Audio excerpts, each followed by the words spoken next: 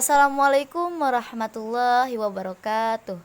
Bertemu lagi bersama saya Anis Nurilahi. Saya merupakan mahasiswi Universitas Islam Negeri Sultan Maulana Hasanuddin Banten, jurusan Hukum Keluarga Islam semester 4. Saat ini saya akan memberikan pengalaman atau cerita tentang pembelajaran pada pertemuan pertama dan pertemuan kedua di mata kuliah Qawaid Fiqhiyah. Untuk pertemuan pertama itu membahas tentang definisi qawaid fiqhiyah, dan pertemuan kedua membahas tentang perbedaan qawaid dawaris fiqhiyah dan qawaid nazariyah fiqhiyah. Dalam materi tersebut dijelaskan bahwa definisi al-qawaid al-fiqhiyah atau kaidah fikih. Al-qawaid bentuk jamak dari kata qaidah. Para ulama mengartikan qaidah secara etimologis dan terminologis, lughatan wa istilahan. Dalam arti bahasa, qaidah bermakna asas, dasar atau pondasi baik dalam arti yang konkret maupun yang abstrak. Seperti kata-kata qawaid al-bait yang artinya pondasi rumah, qawaid ad-din artinya dasar-dasar agama, qawaid al-ilm artinya kaidah-kaidah ilmu. Para ulama memang berbeda dalam mendefinisikan kaidah fikih secara istilah. Ada yang meluaskannya dan ada juga yang persempitnya. Akan tetapi, substansinya tetap sama. Sebagai contoh, Muhammad Abu Zahrah mendefinisikan kaidah dengan majmu'atul ahkamil mutasabihati allati tarzi'u ila qiyasin wahidin yazma'uha, yang artinya kumpulan hukum-hukum yang serupa yang kembali kepada qiyas atau analogi yang mengumpulkannya. Sedangkan menurut Al-Zurzani mendefinisikan kaidah fikih dengan qadiyatun kulliyatun muntabiqatun ala jami'i juz'iyyatiha.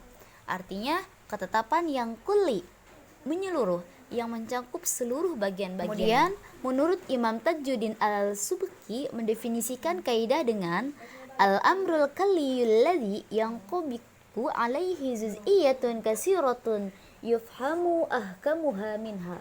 Kaidah adalah sesuatu yang bersifat general yang meliputi bagian yang banyak sekali yang bisa dipahami hukum bagian tersebut dengan kaidah tadi. Dan menurut Imam As-Suyuti, beliau mendefinisikan kaidah dengan hukmun kulliyun yang qabiqu ala juz'iyatihi, artinya hukum kulli, menyeluruh, general, yang meliputi bagian-bagiannya saja. Adapun objek bahasan kaidah-kaidah fikih itu adalah yang pertama, perbuatan mukallaf sendiri. Mukallaf sebutan bagi seseorang yang perbuatannya telah terkait dengan syariat. Maksudnya, seorang mukallaf oleh Allah Subhanahu wa taala dianggap sebagai orang yang telah dapat dibebani hukum dan tanggung jawab atas perbuatannya. Perbuatan seorang mukallaf telah mempunyai nilai dan risiko sesuai dengan bentuk pekerjaan yang ia lakukan. Apakah ia mengerjakan perintah Allah sehingga ia diberi imbalan pahala dan tanggungannya lepas, atau ia melakukan sesuatu yang dilarang dan ia mendapat resiko dosa dan tanggungannya belum lepas. Kemudian yang kedua adalah materi fikih itu sendiri yang dikeluarkan dari kaidah-kaidah fikih yang sudah mapan yang tidak ditemukan nasnya. Adapun manfaat dalam mempelajari kaidah fiqhiyah adalah memberi kemudahan di dalam menemukan hukum-hukum untuk kasus-kasus hukum yang baru dan tidak jelas nasnya, dan kemungkinan menghubungkannya dengan materi-materi fikih yang lain yang tersebar di bagian kitab fikih serta memudahkan dalam memberi kepastian hukum. Dan keutamaan dalam mempelajari qawaid fiqhiyah yaitu man ra'al usula kana haqiqan bil husuli wa man ra'al qawaida kana khaliqan bi idrakil maqasid. Artinya, barang siapa yang menguasai usul fikih, tentu dia akan sampai kepada maksudnya, dan barang siapa yang menguasai kaidah-kaidah fikih, pasti ialah yang pantas mencapai maksudnya.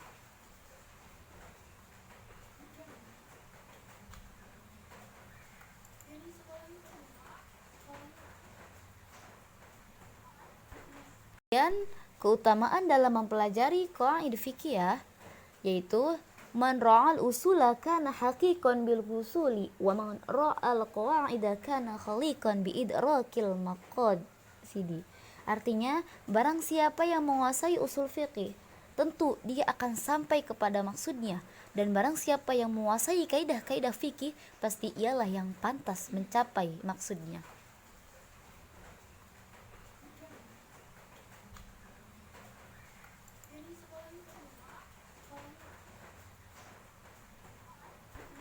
Adapun hubungan qaidah fikih dengan ilmu lain. Hubungan qaidah fikih dan usul fikih beserta qaidah usuliyahnya tidak dapat dipisahkan. Ilmu ini saling berkaitan antara satu dengan yang lainnya, karena dasarnya yang menjadi pokok pembicaraan adalah hukum syara atau fikih, yaitu ilmu-ilmu tersebut berbicara tentang hukum syara. Kemudian ada hubungan qaidah fikih dengan ilmu lainnya. Yang pertama, pada urutan pertama sumber hukum Islam yaitu Al-Quran Al-Hadis. Kemudian yang kedua usul fikih, yang ketiga fikih, yang keempat kaidah fikih, yang kelima pengujian kaidah fikih, kemudian yang keenam kaidah fikih, yang ketujuh fikih, dan yang kedelapan adalah qanun. Sumber hukum Islam yang pertama yaitu Al-Quran dan Hadis. Kemudian muncullah usul fikih sebagai metodologi di dalam penarikan hukum istinbat al-ahkam. Dengan metodologi usul fikih yang menggunakan pola fikir deduktif menghasilkan fikih.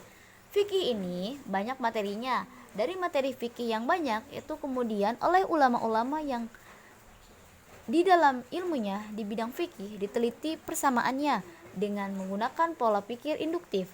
Kemudian dikelompokkan dan tiap-tiap kelompok merupakan kumpulan dari masalah-masalah yang serupa.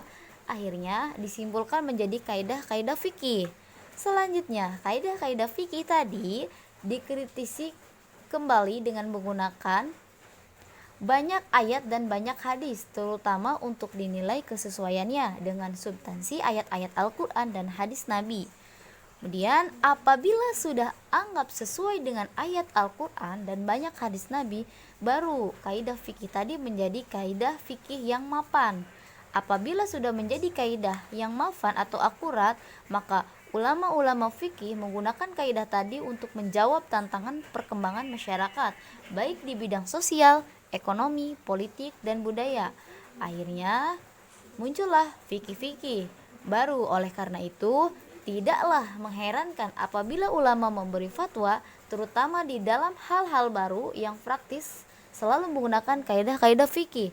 Bahkan, kekhalifahan Turki Utsmani di dalam majalah Al-Ahkam Adliyah menggunakan 99 kaidah di dalam membuat undang-undang tentang akad-akad muamalah dengan 1851 pasal. Kemudian selanjutnya adalah qanun. Seperti telah disinggung di muka, dengan menggunakan proses tadi, kemudian muncul kitab-kitab kaidah-kaidah fikih di dalam berbagai mazhab di dalam Islam. Oleh karena fikih tumbuh lebih dahulu dari kaidah-kaidah fikih, maka sering kita temukan kaidah-kaidah itu ada dalam kitab fikih ulama tersebut. Misalnya Ibnu Qayyim al-Jauziyah, murid Ibnu Taimiyah, dalam kitab fikihnya I'lam al-Muwaqi'in al-Rabb al-Alamin memunculkan kaidah taghayyurul fatwa wa ihtilafuha bihasbi taghayyuril azmiyati wal amkiyati wal ahwali wan niyati wal awaidi. Artinya, fatwa berubah dan berbeda sesuai dengan perubahan zaman, tempat, keadaan, niat, dan adat istiadat. Kemudian pembahasan selanjutnya yaitu tentang perbedaan qawaid fikih, dawabit fikih, dan nazariyat fikih. Qawaid fikih merupakan kaidah-kaidah yang bersifat umum, meliputi sejumlah masalah fikih, dan melaluinya dapat diketahui sejumlah masalah yang berada dalam cakupannya. Secara singkat juga bisa diartikan sebagai hukum yang mencakup atas sebagian besar bagian-bagiannya. Contoh qawaid fikih. Contoh dari qawaid fikih adalah kaidah asasi, yaitu kaidah-kaidah fikih yang 5 atau qawaid al-khamsah beserta cabang-cabangnya. Kesimpulannya, kaidah-kaidah fikih adalah bangunan dasar atau asas dari segala macam kaidah yang berhubungan dengan permasalahan fikih. Kemudian dawabit fikih. Secara etimologi, kata az-zawabit berasal dari bahasa Arab dan merupakan bentuk jamak dari kata dabit yang berakar kata dabata. Kata ini berujuk pada pengertian luzum al-syai' wa habsuhu artinya tetap dan tertahannya sesuatu.